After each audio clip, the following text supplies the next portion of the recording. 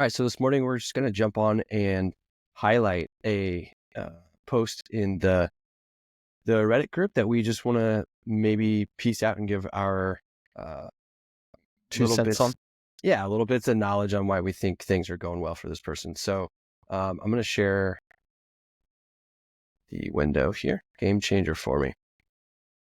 So essentially, this person said for about 20 years they've been dealing with back pain. They had a constant low grade, frequently, pulled muscles type feeling, and where they felt like they couldn't get out of bed. It said 12 years ago, I had a severe case and went to the chiropractor, and they did their thing. And then the next day or that night, they woke up with pain down the leg, got some, maybe perhaps some, it doesn't say, but imaging said that they found 2 herniated discs. And basically after that, for the last 12 years, sounds like they had a really not been able to solve their issue. But about 6 months ago, this person started doing 2 things. A couch stretch, which for people who are unfamiliar, couch stretch is where you're kind of like in a half kneeling position and your front of your thigh is getting a massive stretch. They did that 5 to 7 days a week on both sides. And then the other, interestingly, was somewhat heavy, actually, 100 plus kilos, trap bar deadlifts. Okay, so Andrew, you want to explain what a trap bar deadlift is? Well, it's kind of like in between a squat pattern and a deadlift, but then the bar itself isn't just a typical barbell, it's just a straight bar. You kind of like stand in a little cage in the middle there, and then makes it a little bit easier to hold, as there's like little neutral handles and you stand in between all the weight. Yeah, so the trap bar deadlift, and I'll just go ahead and swap this over, is one of my more favorite ways to deadlift. I think it gets, it's like better for like varying body types. Some people doing the traditional kind of deadlift position might strain a little bit more in the low back. And I feel like this more squat pattern that Andrew's talking about tends to, there's the actual bar. Let's see if we can get a picture.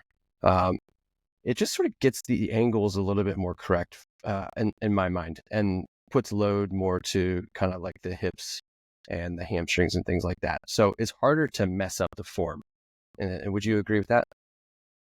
Yeah, it's like way easier to get into. It's a more beginner-friendly exercise. Yeah. Let's see. I And realize it generally targets the muscles that people want to target. Yeah. So here we go. That's a little bit easier. Yeah. So there we go. All right. So we're going to go back to the Reddit. So anyway, I mean, 100 kilos that's 225 in pounds. And he was doing 5 sets of 5. I don't know the frequency, but looks like enough to build up to somewhat heavy trap bar. And then it said today, so this was an hour ago, they woke up and they were prepared to move, all gingerly. And it turns out that they haven't had any pain. And then interestingly, says, I realized I haven't had any pain for several months. So breaking the cycle of pain. What do you think went well in this scenario, Andrew? I think he clearly has been experimenting for probably like the past however long, like this 20 or 12 years or something. And I think he's just kind of found like a few exercises that really matched his body and his symptoms there. Yeah. So,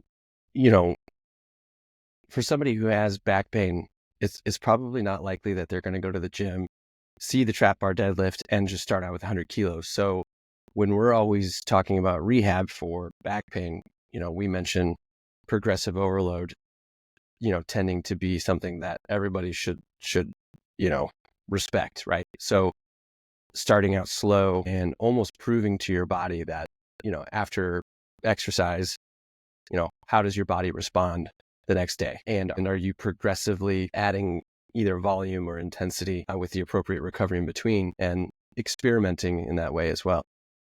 Yeah, for sure. So for this guy, apparently it took him maybe about 6 months ago where he started finding like a stretch that maybe he found some symptom relief or something was like nice about the stretch that he enjoyed. So he kept up with it for like a whole 6 months, right? And possibly he had an idea of like re-strengthening the whole body, or at least like from the lumbar downwards. And yeah, he just ended up picking the trap bar deadlift there. Probably worked on it for the whole 6 months or possibly more. Do you think his core was weak?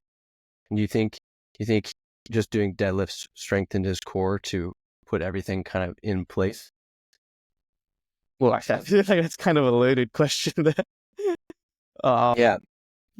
I personally don't think his core is weak. It's kind of hard to diagnose or even tell. Like, no practitioner can kind of have like this X-ray vision to just scan and figure out the exact thing that's quote unquote wrong or not working in a person there. Yeah, I kind of set you up there because there's really it's not really a gold standard for testing, core strength. So as somebody that has worked in hospitals in acute care and ICUs and things like that, you have people after motor vehicle accidents that we are not only getting up and moving right away. So some of the worst injuries, as long as they're stable, medically, they're obviously not loading an acute fracture. But the point is, if somebody's been cleared by the doctor in the ICU to get up and walk, we are almost getting them up day one.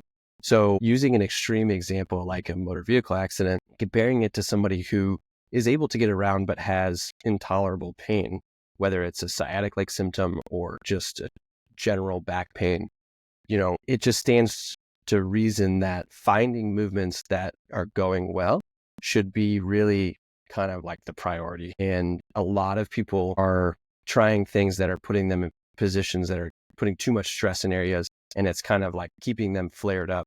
So one, it's nice to have a provider or professional to show you the things that are going to be quote unquote good for you. But the case about like core strength and my comment about working in acute care is I regard core weakness as people who can't sit up in bed on their own. And so that to me is true quote unquote weakness. And a lot of the evidence doesn't really show that people who have back pain typically have this idea of a weak core. Yeah. And I think probably another thing is that like there aren't any magic exercises. Like I think there were like studies trying to compare the differences between like a powerlifting program or a core program or even a Pilates program to see if there were like any differences in improvement for back pain. And it showed that in the long term, they all have like pretty similar results. Even like a simple walking program itself could improve somebody's back pain symptoms and like a person's capacity. So it's like, if all these things are similar, then maybe the common denominator between all these things is like general movement and slowly progressing and respecting our symptoms is probably what helps people the most in the super long term compared to looking for like a hyper specific transverse abdominis exercise or something like that. Yeah. So there's a couple ways I want to take your comment. And one is you're describing, and what this person is describing is what's considered thoughtless, fearless. It's like a thoughtless and fearless movement, or fearless and thoughtless movement, meaning, and that's a quote from Louis Gifford, who was a physio. Louis Gifford, right? You don't know who that is. Okay. All right. I'm going to send you some stuff after this. One of the pioneers into like understanding pain in the context of like musculoskeletal rehab. And, it's this idea that this guy who posted, or this gal, basically got to a point, they said several months they hadn't noticed their pain. So they had gotten to a point where they are fearless. They're trying the deadlift, and the movements have become thoughtless, right? So if we are too afraid to move, and we're always in our head about keeping a core tight when we're moving around, getting up and down from the couch, that stands to reason that kind of fear and that kind of always having these thoughts of uncertainty and protection could be in our way. If this person had gotten on Reddit and said, or had found or heard that never do deadlifts. Oh my God, deadlifts are the worst thing that you can do for your back. they would have never found trap bar deadlift. They would have never progressed to over 225 for 5x5, which is great. And they wouldn't have been empowered to all of a sudden, overcome some of these symptoms. So those are my two thoughts, like right away on that, on what you described.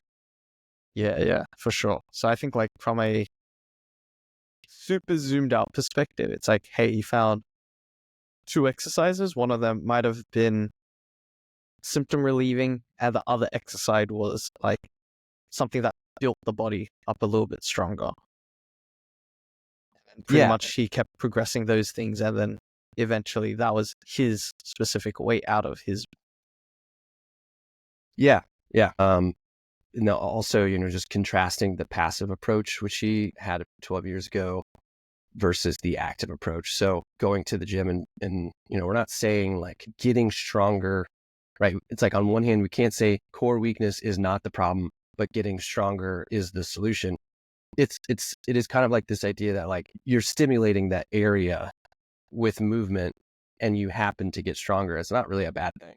Yeah, I think in my head, it's like, are we trying to focus on getting a person stronger, or are we more so looking at like, are we able to make the person quote unquote more functional or more able to do the things that they want to in life? I think that's what movement / exercise / the gym can really help out on. Yeah. I just always sometimes think like in my explanations, talking about the evidence of, there's no conclusive evidence to say that like, if you have back pain, you have a weak core, but then we recommend lifting and deadlifts. It's kind of like, well, wait a second. How is that not the problem? But then this over here is the solution. And you're right. It's more about, lifting things is a functional, and that's a buzzword that has been for the last, 12 years. It's a functional movement, and it's functional in the sense that like, you got to pick shit up off the floor. So, stimulating the area. You're improving blood flow, coordination of the muscles moving together. I think a big thing is like psychologically, we're building up confidence as well and sending new messages of safety. Mm-hmm. Yeah, that would be the biggest thing. Is it hurts when I pick stuff up. Now I mentioned this at the beginning, I'm proving to my body that it's not a movement that I should fear. Secondary to all that, you happen to get stronger in that position. That's kind of how I think about it. Yeah, I think there's so many. I think what I like about like gym exercises is that there's so many secondary side effects, like improving bone mass, improving muscle mass, and you mentioned coordination as well. So it's like those things are all good things, right? Mm-hmm. Barbell Medicine, on one of their podcasts about like knee osteoarthritis, they were mentioning just like generally exercise improves all diseases. So it's kind of like, is the knee exercise the thing that cures the OA, or is it the fact that we are, making a person healthier? Yeah, which overall reduces inflammation. And inflammation is chemical irritants that, like you'll always have some form of arthritis. Whether it hurts or not is the next thing. And that's a rabbit hole we don't really want to go into today. But yeah. And I think that there are a bunch of other side effects and pros of why gym exercises or exercises itself are really good, or I guess why they're recommended. I think the biggest thing is that as a person loses their function, other parts of their health start getting worse as well. It's like, hey, we might be gaining a lot of extra weight. We might also be losing a bunch of our cardiovascular health. And we might, since we're not moving at all and not really lifting anything to stimulate our bones and our muscles, we might be losing our bone mass and our muscle mass. It's like, these are all these little side effects that like make gym exercise or just lifting in general more enticing in my head. Yeah, and it makes me wonder too, while this person got over 100 kilos, sticking to a moderate weight, not really always pushing a idea of like a max, are great principles in general. It's, everybody hears about the use it or lose it principle. If you just for months and months and years on end went and did pretty much like a not too light, even light deadlifts. you're going to maintain a certain amount of muscle mass and things like that. And it's like, yes, it's probably a good idea to bump up to moderate at some point. But I think the point I'm trying to make is that you don't have to receive benefit from lifting, going in and be operating at like a 90% max all the time. For sure. You know, if you're always trying to raise that ceiling, you're eventually gonna hit the ceiling. I mean, I think there's like other benefits of lightweight as well. It's like quote unquote habituation, which is just like getting used to a certain movement and feeling more safer. That can also help downregulate how sensitive a person or you might feel in specific movements or tasks. Yeah. Well, awesome. So to kind of recap, and maybe we'll ask this person onto the podcast and they can share their story and we get a little more details on what worked and what didn't for them. But essentially, just to recap, we're comparing and contrasting a passive approach versus an active approach, like what a rehab provider, like a physical therapist or a chiropractor, does to me, or what can I do for myself. Also the progressive overload principle, and then I really like this idea that I mentioned, is this fearless, thoughtless movement. This is always the goal, is I wake up and I'm no longer thinking about it. Like if you can get somebody that, you're working with to that point, it's like, all right, you don't need me anymore. And that's always been my goal, is I don't want people to endlessly rely on me. It's about guiding them to that point, which is cool. Yeah, it's like the whole concept of empowerment. Mm-hmm. And that's like so important for a person to live their life. All right. So let us know if you guys have any questions, like and subscribe and all that. What that influencer crap. But we're just happy to help and share our thoughts on this stuff. So till next time. All right. Cool. See you.